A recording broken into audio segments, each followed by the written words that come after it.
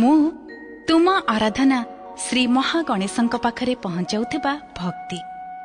ମୁଁ ତୁମ ଆରାଧନାକୁ ସ୍ୱର ପ୍ରଦାନ କରୁଥିବା ପୂଜା। ହିମାଳୟ ମହଲ ଆନନ୍ଦ ଏବଂ ପ୍ରସନ୍ନତାର ଏ ଅବସରରେ ହସ ଖୁସିରେ ପୂରି ଉଠେ। ବିବାହର ସମସ୍ତ ବ୍ୟବସ୍ଥା ବ୍ରହ୍ମଦେବଙ୍କୁ ସମ୍ଭାଳିବାକୁ ଶିବ ଆଜ୍ଞା ଦିଅନ୍ତି। ହିମାଳୟ ରାଜ୍ୟ ଶିବଶମ୍ଭୁଙ୍କ ଗୋତ୍ର ଏବଂ କୁଳଗ୍ରାମ ପଚାରି ସମସ୍ତଙ୍କୁ ଚକିତ କରିଦିଅନ୍ତି। ନାରଦଙ୍କ ଦ୍ୱାରା ନିଜ ପ୍ରଶ୍ନର ଉତ୍ତର ପାଇ ହିମାଳୟ ରାଜ ସମସ୍ତଙ୍କୁ କ୍ଷମା ମାଗି କୁହନ୍ତି, ବରଯାତ୍ରାରେ ଆସିଥିବା ସମସ୍ତ ସମ୍ମାନିତ ଅତିଥିଗଣ, ଦେବର୍ଷି ନାରଦ, ମୋର ମହାଦେବଙ୍କୁ ସମ୍ମାନ ଦେବାରେ ନିଶ୍ଚିତ ଭୁଲ ହେଇଛି। ମୁଁ ପର୍ବତରାଜ ହିମାଳୟ ଏ ଭୁଲର ସୁଧାର କରିବା ପାଇଁ ହାତ ଯୋଡ଼ି ଆପଣମାନଙ୍କୁ କ୍ଷମା ପ୍ରାର୍ଥନା କରୁଛି। ଆଉ ନିଜ ପୁତ୍ରୀ ପାର୍ବତୀକୁ ମହାଦେବ ଶିବଙ୍କୁ ଦାନ କରୁଛି। ହେ ସର୍ବେଶ୍ୱର, ଆପଣ ୟାକୁ ନିଜ ପତ୍ନୀ ରୂପରେ ଗ୍ରହଣ କରନ୍ତୁ। ଆଉ ଏ କନ୍ୟା ଦାନରେ ଆପଣ ସନ୍ତୁଷ୍ଟ ହୁଅନ୍ତୁ।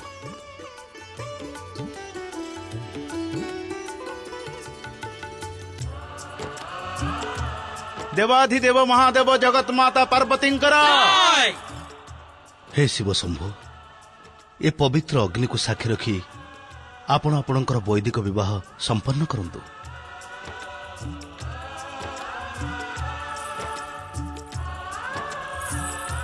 ଦେବାଦିଦେବ ମହାଦେବ ଆଉ ମାତା ଦେବୀ ପାର୍ବତୀଙ୍କର दैवयुता सुधा मधुमयी सच्शान्तिदा मातृका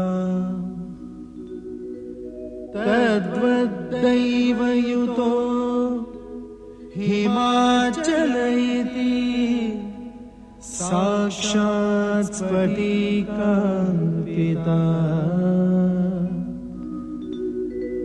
सार्धं प्रकृति वैभवादिविशदैः सानन्दयुक्तैः स्वरैः कथन्ते शिव पार्वती सुखकरे भूयात् सदा मङ्गलम्।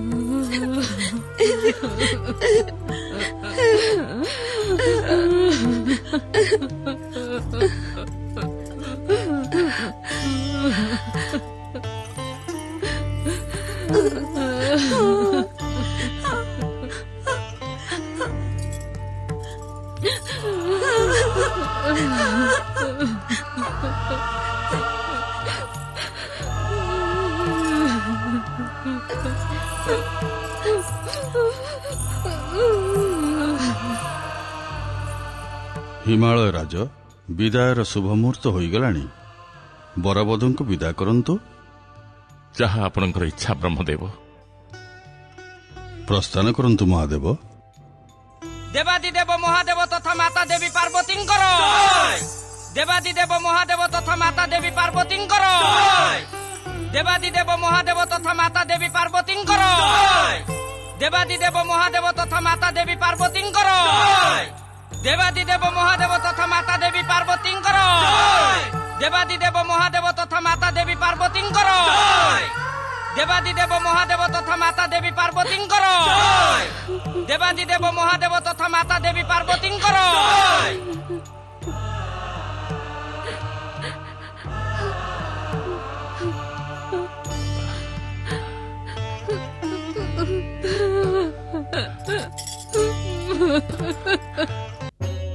দেবাদিদেব মহাদেব জগৎ মাতা পার্বতীঙ্কর দেবাদিদেব মহাদেব জগৎ মাতা পার্বতীঙ্কর দেবাদিদেব মহাদেব জগৎ মাতা পার্বতীঙ্কর দেবাদিদেব মহাদেব জগৎ মাতা দেবী পার্বতীঙ্কর ମହାଦେବ ଶିବ ମହାଦେବୀ ପାର୍ବତୀ ଆପଣ ଦୁହିଁଙ୍କ ଶୁଭ ବିବାହ ବୈଦିକ ରୀତିରେ ପରମଦେବ ଶ୍ରୀ ମହାଗଣେଶଙ୍କ କୃପାରୁ ନିର୍ବିଘ୍ନରେ ସମ୍ପନ୍ନ ହେଲା। ଏବେ ବୈବାହିକ ଜୀବନ ସୁଖମୟ ହେଉ, ଏହା ହିଁ ଆମର ଶୁଭ କାମନା। ବିଶ୍ୱେଶ୍ୱର ଶିବଶଙ୍କର ଆଉ ବିଶ୍ୱେଶ୍ୱରୀ ଦେବୀ ପାର୍ବତୀ ଆପଣ ଦୁହିଁଙ୍କ ଶୁଭ ବିବାହରେ ସଂସାରର ମଙ୍ଗଳ ହେଉ, ଆଉ ସମସ୍ତଙ୍କ ମନୋକାମନା ପୂର୍ଣ୍ଣ ହେଉ। ପୃଥିବୀବାସୀ ସବୁଦିନ ପାଇଁ ଏ ବିବାହରୁ ଶିକ୍ଷା ଲାଭ କରନ୍ତୁ। ମଙ୍ଗଳମୟ ଶିବ ଏବଂ କଲ୍ୟାଣମୟ ଶିବାଙ୍କ କୃପା ସବୁଦିନ ପାଇଁ ଏ ସଂସାର ଲାଭ କରୁଥାଉ, ଏହା ହିଁ ମୋର ଶୁଭକାମନା। ନାରାୟଣ ନାରାୟଣ ଭୋଳାନାଥ, ଆଜି ଏ ଶୁଭ ଅବସରରେ ସୃଷ୍ଟ ଆନନ୍ଦ ପାଇଁ ମୋ ପାଟିରୁ କୌଣସି ଶବ୍ଦ ହିଁ ବାହାରୁ ନାହିଁ। ନାରଦ, ଯଦି ତୁମେ ନିଜ ବିବାହର ସ୍ୱୀକୃତି ଦେଇଦିଅ, ତେବେ ଆମ ସମସ୍ତଙ୍କୁ ପୁଣି ଥରଟିଏ ଏଭଳି ଶୁଭ ଅବସରରେ ଏକାଠି ହେବାର ସୁଯୋଗ ମିଳିବ। ମାତା, ବିବାହ କାହାକୁ ଭଲ ଲାଗେନି, କିନ୍ତୁ ମତେ ଏମିତି ଲାଗୁଛି ଯେ ନାରଦର ବ୍ରହ୍ମକୁଣ୍ଡଳୀ ପ୍ରସ୍ତୁତିରେ ବିଧାତା ସେଥିରେ ବିବାହ ବିଷୟ ଲେଖିବାକୁ ଭୁଲିଗଲେ ବୋଧେ।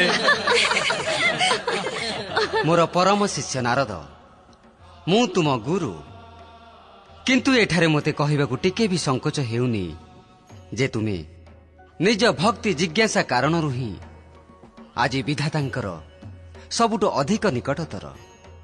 ଯଦି ବିବାହ ପାଇଁ ଏତେ ଇଚ୍ଛା ଅଛି, ତେବେ ନିଜ ଅଭିନୟର ଚାତୁରୀ ତୁମେ ପ୍ରଦର୍ଶନ କରି ବିଧାତାଙ୍କୁ ପ୍ରସନ୍ନ କରିଦିଅ।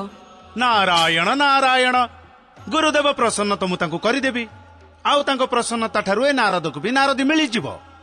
ଆଉ ଆପଣମାନଙ୍କ କୃପାରୁ ମୋର ବିଶ୍ୱାସ ଅଛି ଯେ ସେ ନାରଦୀ ଏ ନାରଦ ଉପରେ ପ୍ରସନ୍ନ ବି ରହିବ। କିନ୍ତୁ ନାରାୟଣ ନାରାୟଣ, ତୁମେ କଥା କହୁ କହୁ ରହିଗଲ କାହିଁକି ନାରଦ? ନିସଂକୋଚରେ କୁହ। ମାତା, ବିବାହ ପ୍ରସଙ୍ଗ ଉଠିଲେ ମତେ ଦୁଇଟି କଥା ବହୁତ ଭୟଭୀତ କରିଥାଏ। ଗୋଟିଏ ହେଉଛି ଯେ ନାରଦୀକୁ ପ୍ରସନ୍ନ କରିବା ଭିତରେ ମୁଁ ବଞ୍ଚିତ ହେଇ ନଯାଏ ଆପଣମାନଙ୍କ ପ୍ରସନ୍ନତାରୁ, ଆଉ ଅନ୍ୟଟି ସେ ଯୁଗ ପରିବର୍ତ୍ତନର ସେ ଘଟଣା, ଯେତେବେଳେ ବିବାହ ପାଇଁ ଆନ୍ଦୋଳିତ ମୋ ମନକୁ ଶ୍ରୀହରି ବିଷ୍ଣୁଙ୍କ ଦଣ୍ଡ କାରଣରୁ ବାନରମୁଖ ହେବାକୁ ପଡ଼ିଥିଲା। ନାରାୟଣ ନାରାୟଣ, କଣ ଏ ଦିନହୀନ ନାରଦ ଆପଣମାନଙ୍କର କିଛି ଅପରାଧ କରି ବସିଛି ଯେ ଆପଣ ଭୋଳାନାଥଙ୍କ ଶୁଭ ବିବାହ ଅବସରରେ ଏ ନାରଦକୁ ପରିହାସର କେନ୍ଦ୍ର କରିଛନ୍ତି?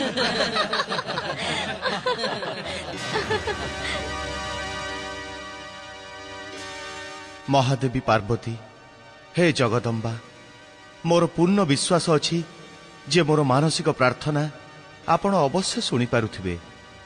ହେ ଶକ୍ତି ସ୍ୱରୂପା ମାତା, ଆମେ ସମସ୍ତେ ଦେବଗଣ ଆପଣଙ୍କ କୃପା ଚାହୁଁଛୁ ମାତା। ଏବେ ଆପଣ ଶୀଘ୍ର ଶିବପୁତ୍ରଙ୍କୁ ପ୍ରକଟ କରିବାରେ ସହାୟକ ହୁଅନ୍ତୁ, ଯାହାଦ୍ୱାରା ଅତ୍ୟାଚାରୀ ତାରକାସୁରର ଅନ୍ତ ହେବ, ଆଉ ଆମେ ଦେବଗଣ ପୁନଶ୍ଚ ସ୍ୱର୍ଗଲୋକ ପ୍ରାପ୍ତ କରିବୁ। ମାତା, ଏବେ ଆପଣ ଶୀଘ୍ର ଶିବପୁତ୍ରଙ୍କୁ ପ୍ରକଟ କରି ଜଗତର ମଙ୍ଗଳ କରନ୍ତୁ। ଶକ୍ତି ସ୍ୱରୂପା ଦେବୀ ପାର୍ବତୀ, ମାତା, ଆପଣ ଆମ ଦେବତାମାନଙ୍କୁ ଉଦ୍ଧାର କରିବାର ମାର୍ଗ ଦେଖାଇ ପାରିବେ। ଆମ ଉପରେ କୃପା କରନ୍ତୁ ମମତାମୟୀ ମାତା, ଦୟା କରନ୍ତୁ, ଆମକୁ ଉଦ୍ଧାର କରନ୍ତୁ। ଦେବୀ ପାର୍ବତୀ, ଦେବରାଜେନ୍ଦ୍ର, ଦେବୀ ସଚୀ ଓ ଅନ୍ୟ ଦେବତାଙ୍କୁ ତମେ ନିଜ କୃପା ବଚନରେ ନିଶ୍ଚିନ୍ତ କର। ଦେବଗଣ, ଦେବୀ ସଚୀ, ପରମଦେବ ଶ୍ରୀ ମହାଗଣେଶଙ୍କ ଇଚ୍ଛା ଏବଂ ମହାଦେବ ଶିବଙ୍କ କୃପାରୁ ମୁଁ ଆପଣଙ୍କ ମନୋକାମନା ଶୀଘ୍ର ପୂର୍ଣ୍ଣ କରିବା ପାଇଁ ମାଧ୍ୟମ ପାଲଟିବି। ଦେବାଦିଦେବ ମହାଦେବ ଏବଂ ମହାଦେବୀ ପାର୍ବତୀଙ୍କର ତ୍ରିଦେବ ବ୍ରହ୍ମା ବିଷ୍ଣୁ ମହେଶ୍ୱର ଏବଂ ତ୍ରିଦେବୀ ସରସ୍ୱତୀ ଲକ୍ଷ୍ମୀ ଏବଂ ପାର୍ବତୀଙ୍କର ନାରାୟଣ ନାରାୟଣ। ଦେବାଧିଦେବ ମହାଦେବ ଏବଂ ଶକ୍ତି ସ୍ୱରୂପା ମାତା ପାର୍ବତୀ, ଆଜିର ଏ ପରମ ଆନନ୍ଦ ଅବସରରେ ଆପଣଙ୍କର ଏ ପରମ ଭକ୍ତ ଆପଣଙ୍କୁ କିଛି ମାଗିବାକୁ ଚାହୁଁଛି।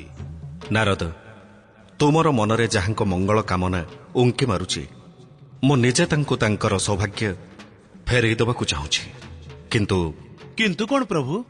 ନାରଦ, ଦେବୀ ପାର୍ବତୀଙ୍କୁ ବିବାହ ପୂର୍ବରୁ ଯେତେବେଳେ ମୁଁ ଯୋଗ ଏବଂ ବୈରାଗ୍ୟକୁ ନିଜର ସର୍ବସ୍ୱ ସମର୍ପଣ କରିସାରିଥିଲି, ସେତେବେଳେ ଦେବତାଙ୍କ ପ୍ରୋତ୍ସାହନ ପାଇ ପ୍ରେମ ପ୍ରଣୟର ଦେବତା ପୁଷ୍ପଧାରୀ କାମଦେବ ମୋ ସାଧନାକୁ ଭଙ୍ଗ କରିବାକୁ ଦୁଃସାହସ କରି ମୋ କ୍ରୋଧରେ ଭସ୍ମ ହୋଇଯାଇଥିଲେ।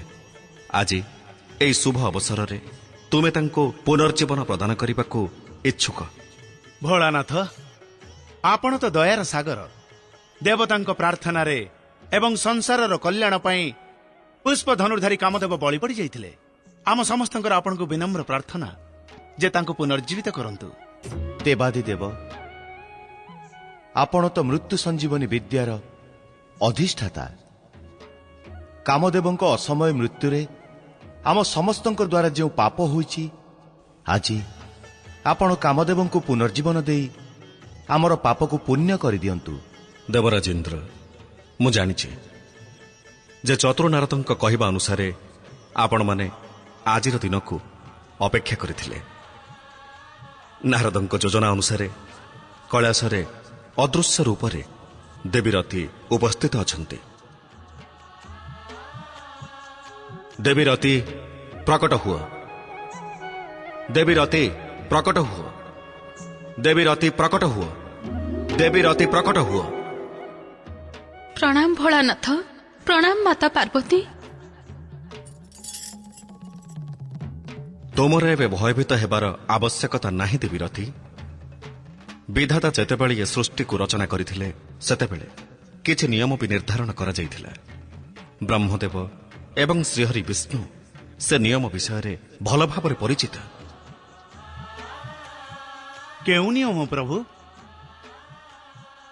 ନାରଦ, ଭଗବାନ ହର ବର୍ତ୍ତମାନ ଯେଉଁ ନିୟମ ବିଷୟରେ କଥା ଉଠାଇଛନ୍ତି, ତୁମେ ତାକୁ ଭଲ ଭାବରେ ଜାଣିଛ। ପ୍ରଭୁ, ଯଦି ମୁଁ ସେ ନିୟମକୁ ଜାଣିଥାନ୍ତି, ତେବେ ତାକୁ ପଚାରିଥାନ୍ତି ବା କ'ଣ ପାଇଁ? କାହିଁକି ନା ପ୍ରଶ୍ନ କରିବା ତୁମର ସ୍ୱଭାବ ହୋଇଯାଇଛି ନାରଦ। ଯେମିତି ମର୍ତ୍ତ୍ୟଲୋକର ମାନବ ଭିତରେ ମନ ଆଉ ଆତ୍ମାର ସଂଘର୍ଷ ଲାଗି ରହିଥାଏ, ଠିକ୍ ସେଇମିତି ତୁମ ଭିତରେ ବି ପ୍ରଶ୍ନର ଢେଉ ଉଙ୍କି ମାରି ଚାଲିଛି। ପରମ ପିତା, ଏଥିରେ ନାରଦର କିଛି ହେଲେ ବି ଦୋଷ ନାହିଁ। କାହିଁକି ନା ନାରଦ ତତ୍ତ୍ୱର ଗଠନ ଜିଜ୍ଞାସା ଆଉ ପ୍ରସନ୍ନ ଆଦି ରସାୟନରେ କରାଯାଇଛି। ଭୋଳାନାଥ, ଆପଣ କୃପା କରି ସେ ନିୟମ ବିଷୟରେ କୁହନ୍ତୁ। ପରମଦେବ ଶ୍ରୀ ମହାଗଣେଶଙ୍କର ଏହି ଇପ୍ସିତ ସଂସାରରେ ଆରମ୍ଭ ଦିନରୁ ଏହି ନିୟମ ନିର୍ଦ୍ଧାରଣ କରାଯାଇଥିଲା। ଆମେ ତ୍ରିଦେବ ଏବଂ ତ୍ରିଦେବୀ ସାମ, ତାପ, ଦ୍ୱେଷ, ଧ୍ୱଂସ, ଅଗ୍ନି ଏବଂ ଦିବ୍ୟ ଶକ୍ତିଙ୍କ ଠାରୁ ଊର୍ଦ୍ଧ୍ୱରେ। ଭୋଳାନାଥ, ଆପଣ ତ ରହସ୍ୟର ବି ରହସ୍ୟ। ନାରାୟଣ ନାରାୟଣ, ମତେ କ୍ଷମା କରନ୍ତୁ। ଆପଣଙ୍କର ଅବୁଝା କଥା ଏ ନାରଦ ଟିକେ ବି ବୁଝିପାରିଲାନି। ମହାଦେବଙ୍କର କହିବାର ଅର୍ଥ ହେଲା ନାରଦ, ଯେ ଆମ ତ୍ରିଦେବ ଏବଂ ତ୍ରିଦେବୀଙ୍କୁ କୌଣସି ପ୍ରକାରର ଦିବ୍ୟ ଶକ୍ତି ସ୍ପର୍ଶ କରିପାରିବନି। ତୁମମାନଙ୍କ ପ୍ରୋତ୍ସାହନ ଲାଭ କରି ନିଜ ପ୍ରେମ ପରିଣୟ ଏବଂ ପୁଷ୍ପବାଣର ଅଭିମାନରେ ବଶ ହୋଇ କାମଦେବ ଯେଉଁ ଦୁଃସାହସ କଲେ, ତାର ପରିଣାମ ତ ତାଙ୍କର ଭୋଗିବାର ଥିଲା। ଯଦି ଭୋଳାନାଥ କାମଦେବଙ୍କୁ ଦଣ୍ଡ ଦେଇ ନଥାନ୍ତେ, ତେବେ ସେଦିନ ସଂସାରରେ ତ୍ରିଦେବ ତ୍ରିଦେବୀଙ୍କ ଉପରେ ଦିବ୍ୟଶକ୍ତିର ପ୍ରହାରର ପରମ୍ପରା ସୃଷ୍ଟି ହୋଇଥାନ୍ତା। ଦେବାଦିଦେବ ମହାଦେବ, ପରମ ପିତା ବ୍ରହ୍ମଦେବ, ଶ୍ରୀ ହରି ବିଷ୍ଣୁ ଏବଂ ତ୍ରିଦେବୀ, ମୋ ସ୍ୱାମୀ, ମୋ ପ୍ରାଣନାଥ, ମୋଠୁ ଦୂରରେ ଥିବା ମୋ ପ୍ରିୟତମ ଯାହା ବି କରିଛନ୍ତି ତା ନିଃସନ୍ଦେହରେ ଆପଣଙ୍କ ସମ୍ମାନ ପାଇଁ ଅକ୍ଷମଣୀୟ ଅପରାଧ ଥିଲା। କିନ୍ତୁ ମୋର ତୁମ ପ୍ରତି ସମ୍ପୂର୍ଣ୍ଣ ସହାନୁଭୂତି ଅଛି ଦେବୀରତି। ତମେ ନିର୍ଭୟ ହୋଇ ନିସଙ୍କୋଚରେ ତମ କଥା କୁହ। ଭୋଳାନାଥ, ଆପଣ ଏ ସତ୍ୟ ଭଲ ଭାବେ ଜାଣିଛନ୍ତି ଯେ ଏ ମୁହୂର୍ତ୍ତରେ ସାରା ସଂସାରକୁ ଦୁଷ୍ଟ ଏବଂ ଅତ୍ୟାଚାରୀ ତାରକାସୁର ନିଜ ଆସୁରୀ ଶକ୍ତିରେ ପୀଡ଼ିତ କରିଦେଇଛି। ମୋ ସ୍ୱାମୀ ବି ଅନ୍ୟ ଦେବତାଙ୍କ ଭଳି ତା ଦ୍ୱାରା ପୀଡ଼ିତ ହେଇଥିଲେ। ସେଥିପାଇଁ ସେ ତ୍ରିଦେବ ଏବଂ ତ୍ରିଦେବଙ୍କ ନିର୍ଦ୍ଧାରିତ ପରମ୍ପରାକୁ ଭାଙ୍ଗିଦେବାର ଦୁଃସାହସ କଲେ। ଏହା ସତ୍ୟ ଯେ ସବୁକିଛି ଆପଣଙ୍କ ଇଚ୍ଛାରେ ହିଁ ହୋଇଥାଏ। ତେଣୁ ତାଙ୍କୁ କ୍ଷମା କରି ନିଜ ଆଶୁତୋଷ ନାମକୁ ସାର୍ଥକ କରନ୍ତୁ ପ୍ରଭୁ। ସ୍ୱାମୀ, କାମଦେବଙ୍କୁ ତାଙ୍କ କର୍ମର ଦଣ୍ଡ ମିଳିସାରିଛି, କିନ୍ତୁ ସେ ଦଣ୍ଡରେ ଦେବୀ ରତି କାହିଁକି ପୀଡ଼ିତ ହେବେ? ହେ ଭୋଳାନାଥ, ଆପଣ କାମଦେବଙ୍କୁ ପୁନଃଜୀବିତ କରି ଆମ ଉପରେ କୃପା କରନ୍ତୁ। ମୋର ପୂର୍ଣ୍ଣ ବିଶ୍ୱାସ ଅଛି ଯେ ଭବିଷ୍ୟତରେ କେହି ବି ଆମ ତ୍ରିଦେବ ଆଉ ତ୍ରିଦେବୀଙ୍କ ଉପରେ କାମଦେବଙ୍କ ଦଣ୍ଡ ସ୍ମରଣ କରି ନିଜ ଦିବ୍ୟ ଶକ୍ତି ପ୍ରୟୋଗର ଦୁଃସାହସ ଆଦୌ କରିବେନି। ସେଥିପାଇଁ ଆପଣ ଏବେ କାମଦେବଙ୍କୁ କ୍ଷମା କରନ୍ତୁ। ଦେବୀଗଣ, ଦେବଗଣ, ଆପଣ ସମସ୍ତେ ମୋ କଥା ଧ୍ୟାନ ଦେଇ ଶୁଣନ୍ତୁ। ମୋ କ୍ରୋଧରେ ଯାହା କିଛି ବି ଘଟିଗଲା ତାହା ଅନ୍ୟଥା ହେଇପାରିବନି। ଆପଣମାନଙ୍କ ପ୍ରାର୍ଥନା କାରଣରୁ ମୁଁ କାମଦେବଙ୍କୁ ଅନନ୍ତ ଜୀବନ ପ୍ରଦାନ କରୁଛି।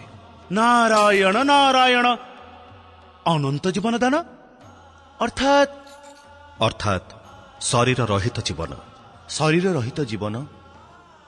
କିନ୍ତୁ ଏହା କେମିତି ସମ୍ଭବ ହେବ ଭୋଳାନାଥ? ଦେବରାଜେନ୍ଦ୍ର, ଆପଣଙ୍କର ଯେଉଁ ଦୁଃସାହସ ପାଇଁ କାମଦେବଙ୍କୁ ଧ୍ୱଂସ ହେବାକୁ ପଡ଼ିଲା, ଆପଣ ଏ ପ୍ରଶ୍ନ ପଚାରି ପୁଣି ଦୁଃସାହସର ପୁନରାବୃତ୍ତି କରୁଛନ୍ତି? ମୁଁ କିଛି ବୁଝିପାରିଲିନି ଦେବର୍ଷି। ନାରାୟଣ ନାରାୟଣ ଦେବରାଜେନ୍ଦ୍ର, ଶ୍ରୀ ମହାଗଣେଶଙ୍କ କୃପାରୁ ଏ ସଂସାରରେ ତ୍ରିଦେବ ଏବଂ ତ୍ରିଦେବୀଙ୍କ ପାଇଁ କିଛି ବି ଅସମ୍ଭବ ନୁହଁ। କ୍ଷମା, ମୋତେ କ୍ଷମା କରନ୍ତୁ ଦେବର୍ଷି।